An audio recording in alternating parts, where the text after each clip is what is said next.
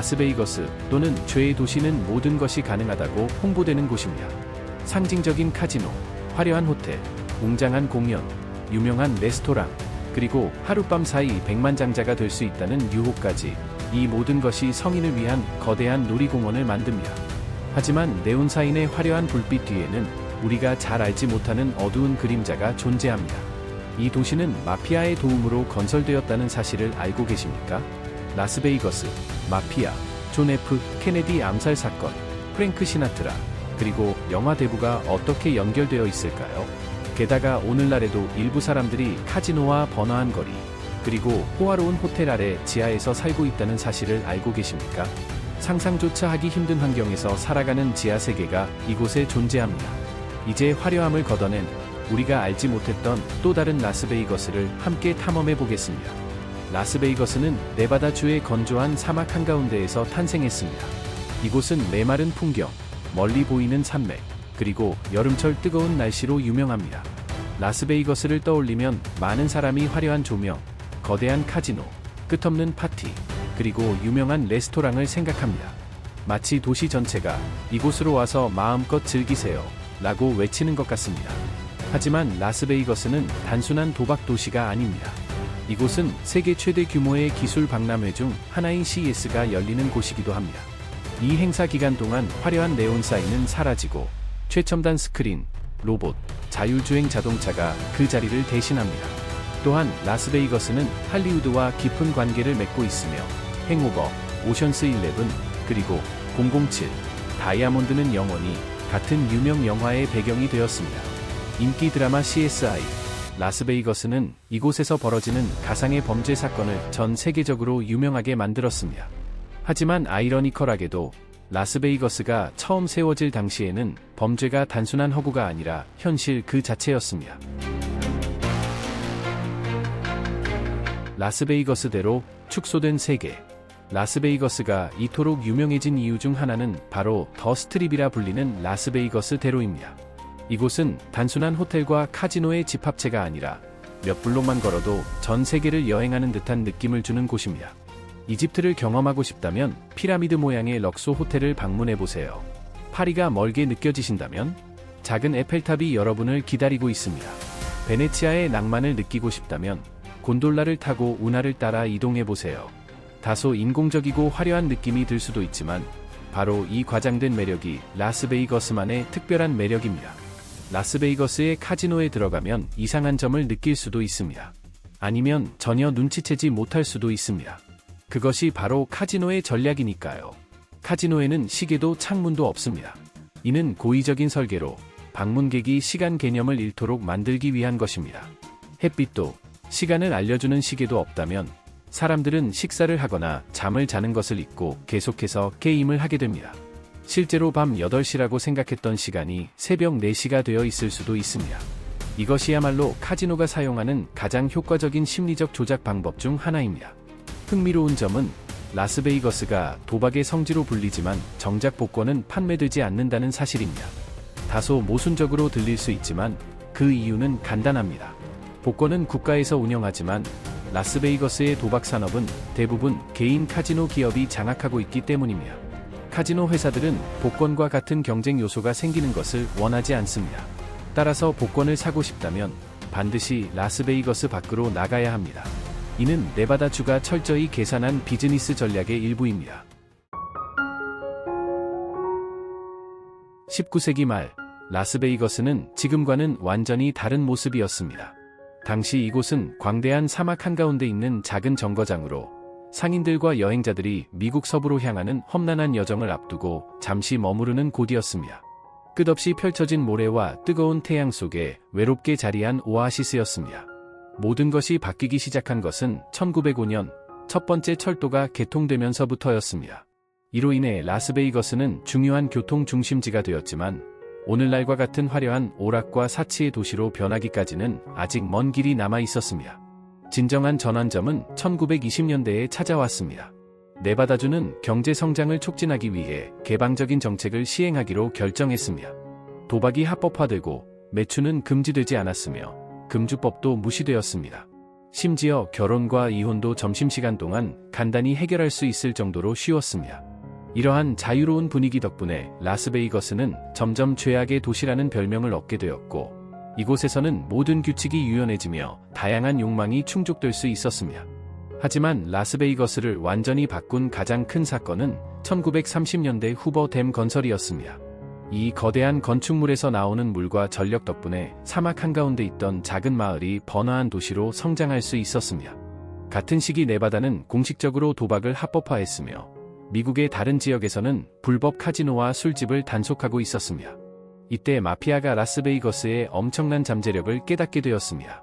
그리고 바로 이 순간부터 도시를 감싸는 어둠이 시작되었습니다. 라스베이거스의 과거를 이야기할 때 이 도시와 범죄 조직의 관계를 빼놓을 수 없습니다. 오늘날 라스베이거스는 성인들을 위한 엔터테인먼트 천국이지만 한때 미국에서 가장 강력한 마피아 조직들이 활약했던 무대이기도 했습니다. 사막 한가운데 세워진 화려한 카지노들은 사실 마피아의 자금으로 건설되었습니다. 그들은 카지노를 이용해 돈을 세탁하고 조직의 세력을 확장했습니다. 그 중에서도 가장 유명한 인물은 벤자민 벅시 시겔이었습니다. 그는 악명 높은 갱스터이자 비전을 가진 인물이었습니다. 1946년 그는 당시 가장 화려한 카지노 호텔이었던 플라밍고를 개장했습니다. 하지만 플라밍고의 시작은 순탄하지 않았습니다. 운영이 미숙하고 예산이 초과되면서 벅시는 다른 마피아 보스들에게 문제가 되었습니다. 결국 그는 개장 1년 만에 제거되었습니다. 그러나 그의 죽음은 마피아의 활동을 멈추게 하지 않았습니다. 오히려 이를 계기로 시카고, 뉴욕, 클리블랜드의 갱단들이 라스베이거스에 투자하면서 이곳은 거대한 돈 세탁 도시로 변해갔습니다. 물론 마피아가 이런 활동을 지속하려면 정치권과의 협력이 필요했습니다. 지역 관료들은 부정 거래를 눈감아주는 대가로 경제적 이득을 챙겼습니다. 이는 매우 계산된 게임이었으며 그 게임에서 마피아에 반대하는 자들에게는 가혹한 결과가 기다리고 있었습니다. 라스베이거스에서의 마피아의 지배력은 영화에서도 생생하게 묘사되었습니다. 대표적인 작품으로는 데브 2와 특히 마틴 스콜세지 감독의 1995년 영화 카지노가 있습니다. 이 영화는 마피아가 카지노를 장악하고 사기와 배신, 그리고 증거인멸을 위해 불을 지르는 장면까지 사실적으로 그려냈습니다. 하지만 가장 무서운 점은 마피아가 공식적으로 물러난 후에도 그들의 흔적이 여전히 남아있다는 것입니다. 2022년 라스베이거스 인근의 미국 최대 저수지인 미드 호수가 심각한 가뭄으로 바닥을 드러냈습니다. 그리고 그곳에서 충격적인 비밀이 밝혀졌습니다. 한 남성이 드럼통 안에서 발견되었는데 1970에서 1980년대 마피아의 전형적인 방식으로 처형된 흔적이 있었습니다. 마피아는 사라졌지만 그들이 남긴 어두운 그림자는 여전히 라스베이거스를 감싸고 있습니다. 마피아는 라스베이거스에서 제국을 확장하려면 강력한 정치인과 기업가 같은 전략적 동맹이 필요했습니다. 이때 존 F. 케네디와 프랭크 시나트라와 관련된 소문이 떠돌기 시작했습니다. 1960년 대통령 선거에서 마피아, 특히 시카고와 뉴욕의 범죄 조직이 존 F. 케네디를 돕기 위해 중요한 주에서 투표를 조작했다는 소문이 있었습니다. 그 대가로 마피아는 자신들의 사업 보호와 연방 정부의 압력을 줄여주길 기대했습니다. 시카고의 마피아 보스였던 샘 지안카나는 이 비밀 거래의 중심 인물로 알려졌습니다. 한편 케네디의 절친이자 마피아와 가까운 관계를 맺고 있던 프랭크 시나트라는 이러한 의심을 더욱 키웠습니다. 그러나 존 F. 케네디가 대통령이 된 후 상황은 예상과 다르게 흘러갔습니다. 그의 동생이자 법무장관이었던 로버트 F. 케네디는 조직 범죄와의 전쟁을 선포했습니다. 그는 카지노를 조사하고 돈 세탁을 밝혀내며 라스베이거스에서 마피아의 불법 활동을 단속했습니다. 이로 인해 마피아 보스들은 크게 분노했습니다. 그래서 한 가지 의문이 남아 있습니다. 1963년 존 F. 케네디 암살 사건에 마피아가 관련되어 있었을까요? 많은 사람이 그렇다고 믿지만 지금까지 명확한 증거는 없습니다. 모든 것이 여전히 가설과 추측일 뿐입니다. 라스베이거스의 이야기는 언제나 신비롭고 흥미진진합니다.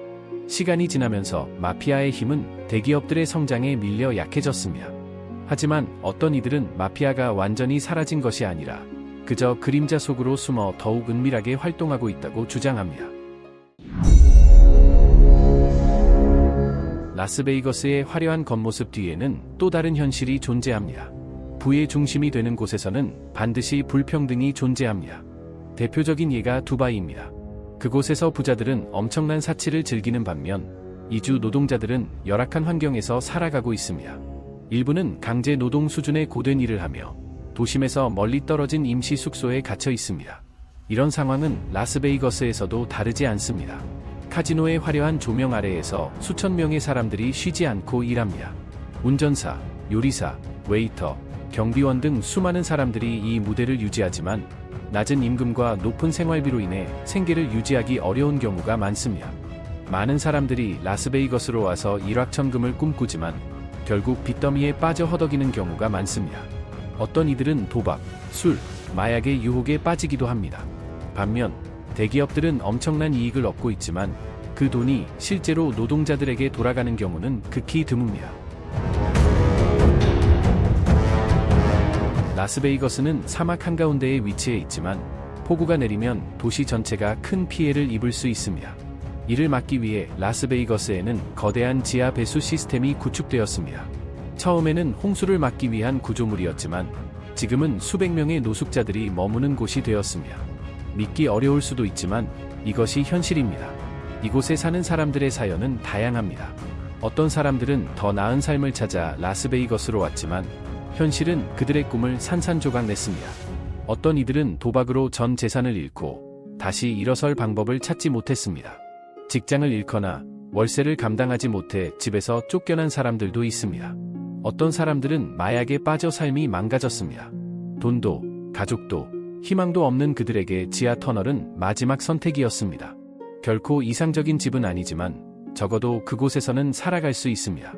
라스베이거스의 터널 시스템에서 살고 있는 사람 중 한 명은 존 헨슨, 67세입니다. 그는 스트립대로에 있는 편의점에서 안정적인 일을 하고 있습니다. 하지만 비싼 아파트를 임대하는 대신 그는 돈을 절약하기 위해 터널에서 살기로 선택했습니다. 그가 이곳에 머무를 수밖에 없는 가장 큰 이유는 도박 때문입니다. 이겨도 모든 돈을 다시 걸고 결국 전부 잃어버립니다. 이러한 생활 방식 때문에 그는 터널에서 벗어나는 것이 거의 불가능해졌습니다. 이곳에서 수십 년을 살아온 사람들도 있으며 시간의 개념조차 잃어버린 채 지상의 세계와 거리를 두고 살아갑니다.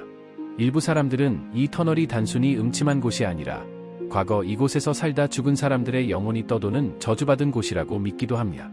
라스베이거스 터널 속 삶은 생존을 위한 싸움입니다. 전기도 없고 환기 시스템도 없으며 당연히 화장실도 없습니다. 쥐, 바퀴벌레, 그리고 온갖 벌레들이 곳곳에 퍼져 있습니다. 희미한 빛은 깜빡이는 촛불이나 배터리로 작동하는 손전등뿐입니다. 그들이 가진 대부분의 물건은 도시에서 버려진 쓰레기이거나 간혹 기부받거나 서로 교환한 물건들입니다. 일부 사람들은 낡은 매트리스, 해진 담요, 그리고 골판지 상자로 임시 거처를 만들려고 하지만 위생 상태는 극도로 열악하여 전염병의 위험이 끊임없이 도사리고 있습니다. 바닥에는 오줌과 똥이 담긴 플라스틱 병들이 널려 있어 악취가 진동합니다.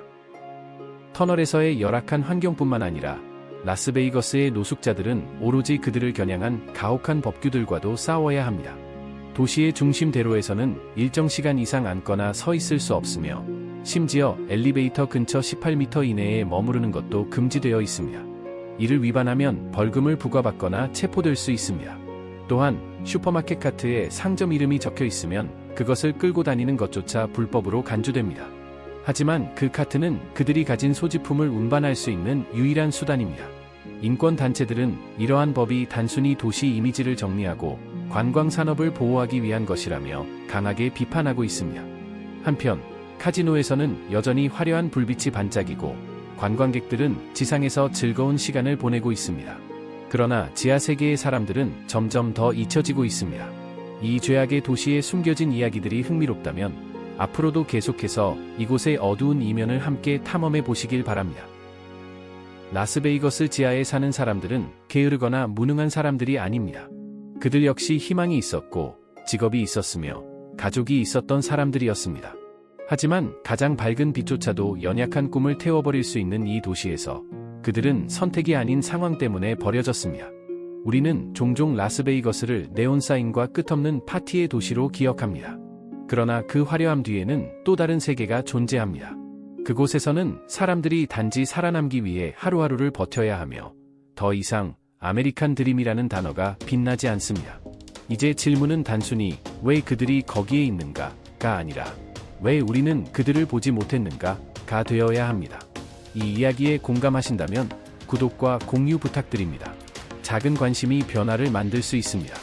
이 영상을 시청해 주셔서 진심으로 감사드립니다. 다음 이야기에서 다시 인사드리겠습니다.